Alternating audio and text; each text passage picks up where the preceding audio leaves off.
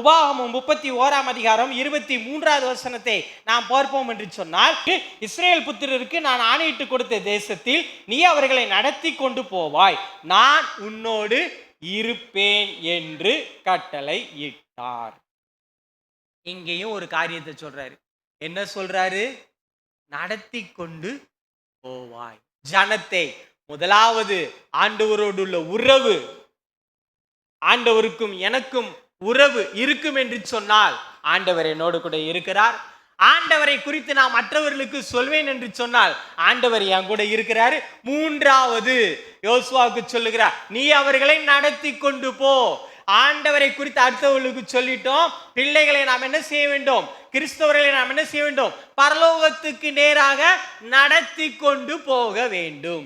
அதற்கு முதலாவதாக நாம் சாட்சியாக இருக்க வேண்டும்.